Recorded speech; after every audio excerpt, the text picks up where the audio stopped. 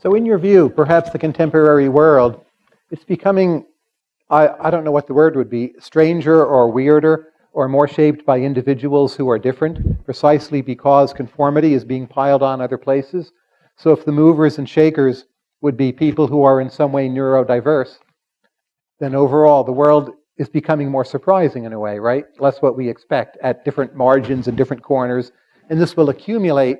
And it may never feel like we're getting out of the great stagnation, but each bit of change we get is, in a way, a more different bit of change than we would get, say, in 1957, when everything was done with guys with white shirts and starched white collars and, hoping they would be able to buy a little pocket calculator someday.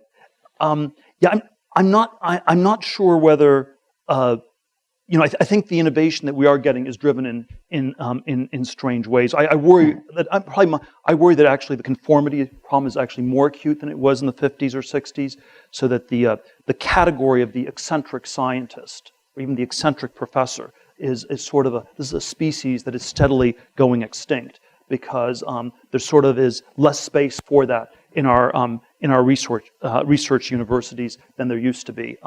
And so I worry that perhaps, if anything, it's a little bit the other way. But it's very hard to measure these things or calibrate them. But I think that in politics, the conventional approach is to simply look at pollsters.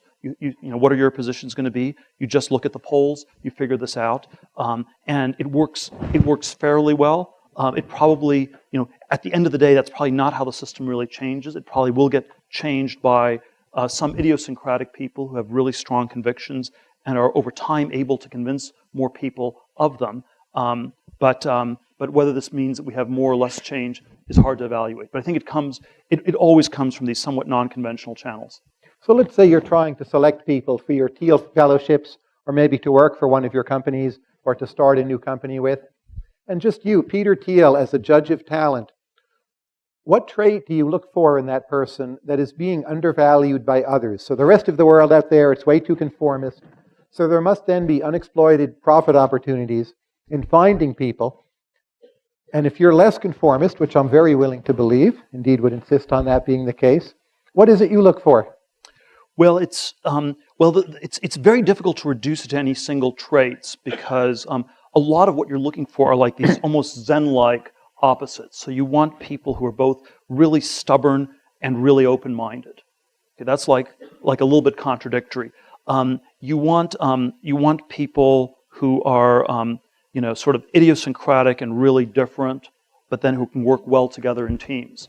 And so this is, again, sort of maybe not 180 degrees opposite, but sort of like 175 degrees. And this is why you like Hegel. Not. I don't like Hegel that much, so I think it's so if you sort of focus too much on one or the other end of it, you'd get it completely. You would tend to get it completely wrong. So I like to get things where you get these combinations of unusual traits. So if you have people with some really interesting, very different idea, okay, that suggests we're in the idiosyncratic category. Then the important question becomes, okay, would they actually be able to function socially and execute? And then maybe the teamwork question you'd ask would be, what's the prehistory of this company? How did you meet? How long have you been working together? And if there's a long prehistory, that would be good on the other side. So I think it's always getting these combinations right.